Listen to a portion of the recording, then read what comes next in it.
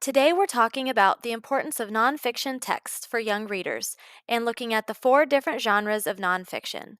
Book examples for this discussion are focused on a theme of the U.S. presidency and show how each genre can provide a different learning experience for the reader. I've seen the importance of exposure to nonfiction texts in my work as an instructional assistant for grades 3 through 6. Common Core standards require students to see a variety of nonfiction texts, and I've previously worked with students on skills like reading graphics and connecting that information to the information we read in a text. We've also focused on vocabulary and using context clues to find the meaning of an unfamiliar word. One challenge I've noticed students face is a lack of background knowledge on many topics that we read about. But this highlights the importance of continuing to expose young readers to nonfiction texts. In the article, Just for Us Nerds, Hartsfield states that exposure to nonfiction in the elementary grades can prepare children for the kinds of texts they will encounter in high school and college, and as adults in the workforce. Texts such as websites, newspapers, manuals, textbooks, and technical documents comprise the reading diets of most adults. If I had a dollar for every time a student asked me why they had to learn this stuff, and I always ask them questions that will show them how learning these skills will apply to their adult life, whether they go to college or not. Smith and Robertson discuss the importance of learning strategies to read both visual and print elements of a text.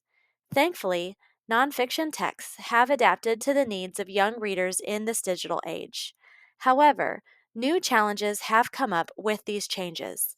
By analyzing 112 nonfiction books, Smith and Robertson identified these challenging characteristics of new nonfiction texts: the need for readers to manipulate a text, multiple genres in the main text of a single book, direct quotations that were noted using design features instead of the traditional quotation marks, unusual text size and spacing, and supplementation expository information that was presented in different ways and in different locations. In other words, a lot of the elements that are making nonfiction texts more exciting are creating new challenges for readers and teachers alike. Let's start by defining each of the four nonfiction genres. First is narrative nonfiction. In this format, the story or experience we are reading about is true. However, it includes characters, a setting, and ideally follows a narrative story arc of rising action, climax, and falling action. These texts also include emotive language in the writing. Next is explanatory nonfiction. These texts are focused on informing the reader about a particular topic, event, or person. Persuasive nonfiction is written to inform the reader, but also has the intention of persuading the reader to stand with a particular idea or opinion. Lastly, we will look at procedural nonfiction, which provides a step by step process in order to reach a goal or complete a task. It's important to recognize that one book may incorporate multiple genres as text structures throughout. While this can present a challenge to a struggling reader, it does provide great compare and contrast opportunities. The books I selected as examples are under the category I felt most closely represented the book as a whole. I selected three books to highlight for narrative nonfiction. The first is I Am George Washington by Brad Meltzer. This is a part of his series titled Ordinary People Change the World. The next book is Kid Presidents by David Stabler, which is a part of a book series titled Kid Legends, including several author collaborations. The third book is Two Miserable Presidents by Steve Sheinkin. It has been my experience while working with students that series are a great way to attract a young reader. Students also like overlap in their content. For example, Brad Meltzer's book series has been adapted into a TV series on PBS Kids. I have used Brad Meltzer's series for reading group discussions with students, and they were a favorite amongst my readers. The main character is always depicted childlike, and the graphics closely match the tone of the text. I would consider Kid Presidents and other kid legend books as good read aloud stories, but not necessarily ideal for group studies. These stories from presidents' childhoods are meant to be anecdotal and enjoyable, not necessarily directly related to their role as president. Two Miserable Presidents may be considered leisure reading for some. However, this book helps explain how the United States got to the point of a civil war and the stress our leaders felt during this time. It's a great book for observing two different perspectives of the same event. As we take a look inside each of these books, you can see how the text includes characters and settings. The illustrations from Kid Presidents and I Am George Washington show who the story is about and also includes dialogue. This is one of the controversies regarding use of narrative nonfiction.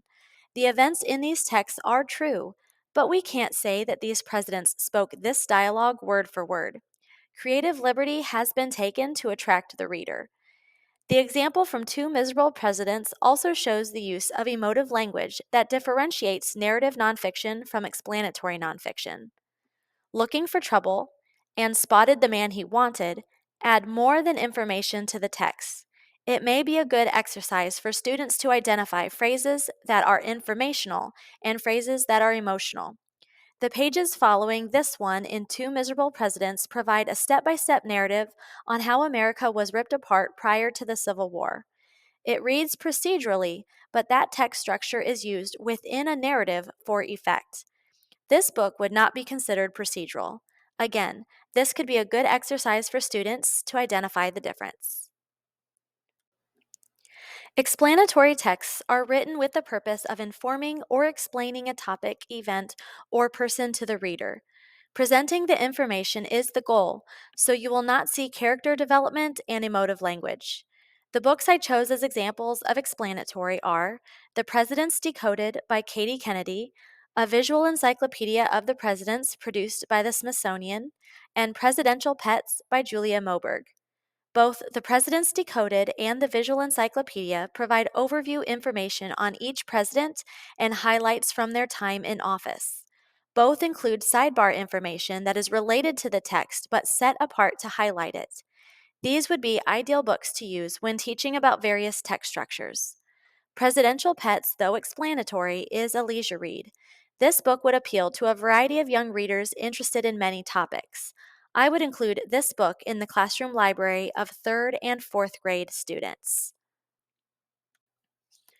I thought the Smithsonian's Encyclopedia and Kennedy's Decoded made an interesting side by side comparison.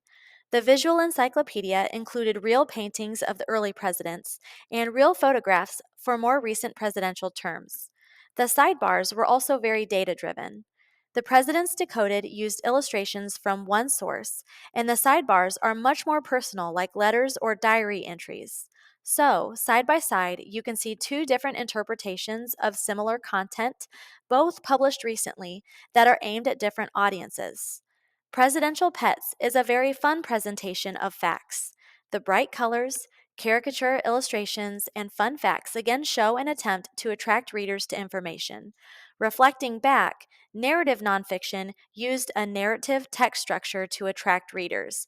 These books utilized the presentation of the information on the page to reach that same goal. Next, let's look at persuasive nonfiction. These texts are not just informative, but they are purposefully written to persuade the reader to stand with one particular idea or opinion.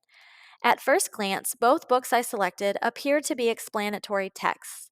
Therefore, they could be used for some text structure lessons. However, both books use features that led me towards labeling them as persuasive. The title of Get Out and Vote by Elizabeth McLeod says it all for me, and it was the table of contents that caught my eye. I'll show you why when we get inside on the next slide. Your Vote Matters by Rebecca Katzman is also a very telling title. This book also is written as an explanatory text, but the features in the book also reveal the persuasive goal of the author. I found the table of contents in Get Out and Vote to be lengthy and difficult to read in a photo, so I captured the various chapter titles instead. As you can see, the author makes politics personal, debunks excuses for not voting, highlights why you should vote, and how your vote can be the catalyst for change.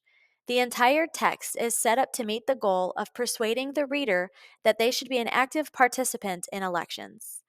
Immediately on the first page, Your Vote Matters repeats its title and also adds the phrase, Your Voice, again personalizing the topic for the reader. One of the features towards the back of the book is titled, Your Vote Matters. You can make a difference. Information is then listed on how someone can become involved with elections before the voting age of 18. The last genre to examine is procedural nonfiction. This genre includes texts that provide a step by step process for finishing a task or reaching a goal.